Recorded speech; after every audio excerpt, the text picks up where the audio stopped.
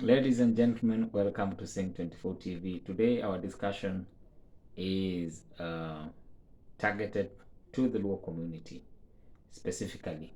The question or what we are going to look at is why the Luo community must first look for serious wealth, then they can gun for presidency. We are going to consider that topic. Before we do it, do kindly uh, subscribe and click that notification bell so that you're notified whenever we post. Now, to our topic, why should the Luo community first look for serious wealth before they gun for or state house or even, yes, because if you do that, then state house will follow. That is my belief. I believe that with serious wealth, then we can be able to easily take state house as the Luo community. So straight to the point, one is that to do that, we have to drop the victim mentality. We have to drop the notion that we are helpless. It is true that the Luo community, or as a people, we have been uh, subjected to a lot of discrimination from the government, systemic discrimination. But we have to surmount these things. There's a video we did why the Luo community must drop the victim mentality. We have to start at that point because then it will open us up to possibilities. We realize that and then teach our children that we can surmount every challenge that is facing us. So that is the starting point. After you drop the victim mentality, then it is possible to create wealth. Wealth can be created through just unite as a people. We have to unite as a people and love one another so that the benefit or the progress of one individual cannot bar the progress of another. We can actually grow as a people together.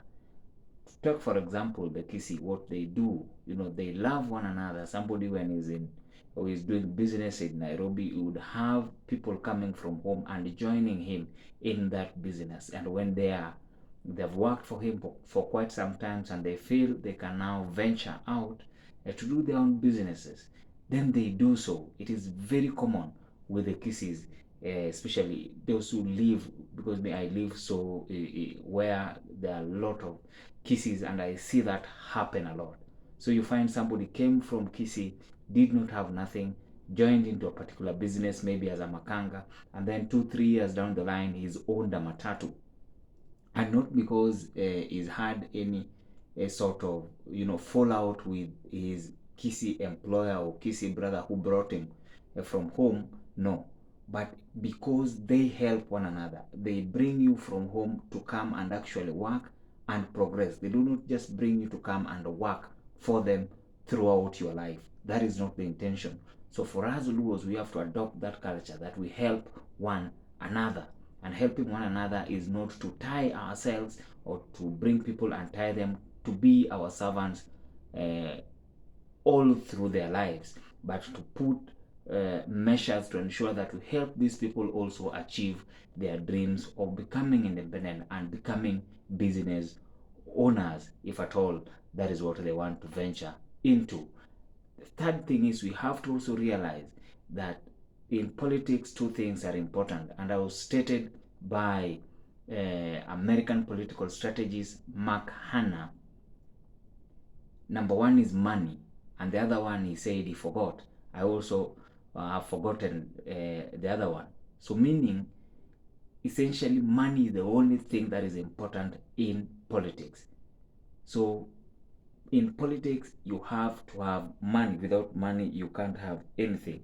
So vultures generally, if you consider, they only uh,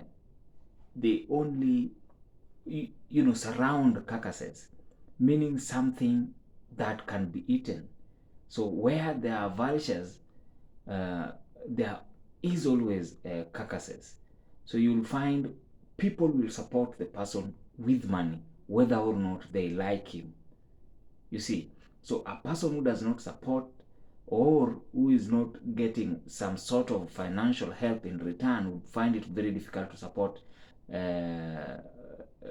another person unless it is completely impossible for them to operate without that person. For instance, why are people, or most of the people, going to Ruto? It's a simple thing.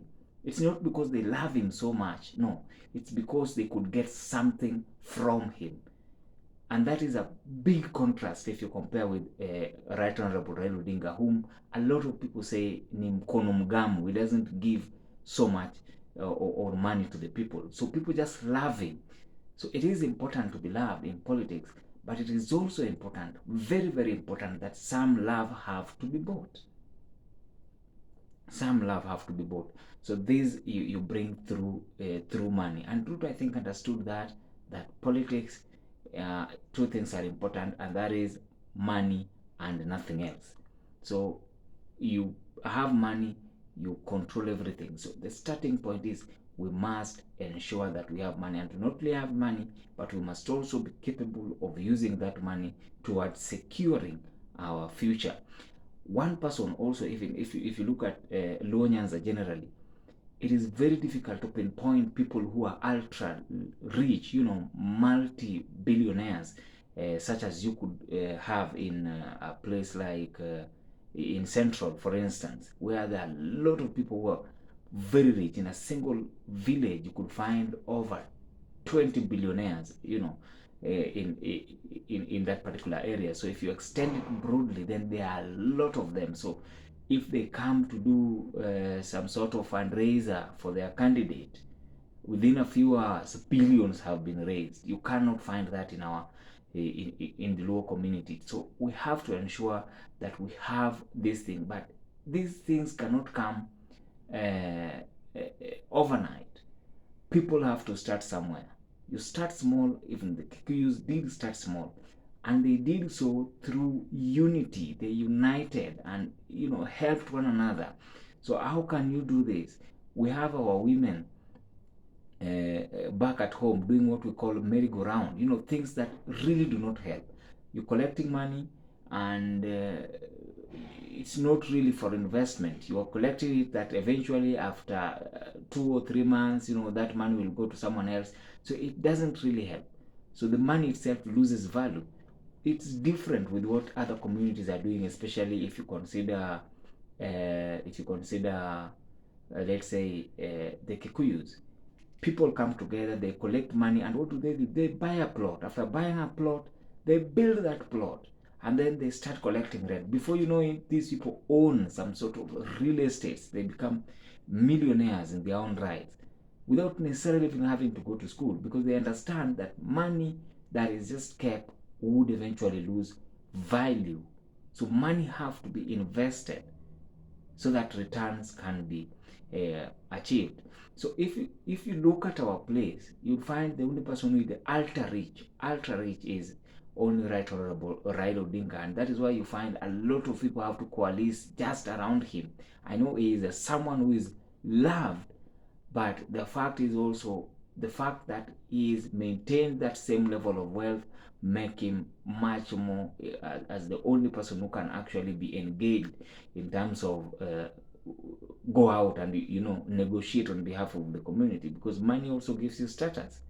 So for him, he has it, and nobody can actually match him in that respect. You see, for the Kikuyus, there are a lot of people who can actually match, and that is why it was so easy for them to just not heed President Uhuru Kenyatta, because they have seen a lot of people with money. Another thing is the community must not tie itself to the aspirations of Raila Odinga. Why am I saying that? I'm saying that because there is the dream of Raila Odinga. Raila Odinga fought for this nation, and that has to be commended. However, we cannot tie ourselves or our dreams to his dreams. The community has its own dreams, and the community is much bigger than any particular individual. The fate of the community cannot be tied to a single individual. So I'm urging our people, because this, I think, is is very important and may upset a lot of people. I'm not saying this because in any way to spite Raila Odinga, but to just emphasize the fact that as a community, it is so important for us as a community to ensure that there is some sort of future for the community. You know, the community must be separated from Raila Odinga. We really want good for Right Honorable Raila Odinga, but we must not despair as a community just because Right Honorable Raila Odinga did not achieve his dream. The community can still bring up leaders and ensure that that dream remains alive. So the starting point is we have to ensure that we create wealth. Let us create that wealth. Let us unite and let us love one another as the Luo community, because that is the single most way of ensuring that we transcend the politics of this nation, transcending it not only in rhetoric, but also, you know, taking that power. That is what I mean by transcending the politics of this nation. We have to take that initiative to accept that we are lacking in certain respect and, you know, help ourselves surmount those challenges. Having done that, then we can you know, go out and create wealth, unite and help one another. If we do that, I assure you the community will thrive politically, economically and socially. Thank you very much for watching. Do share these videos and leave a comment. I really need to know what you think about this topic.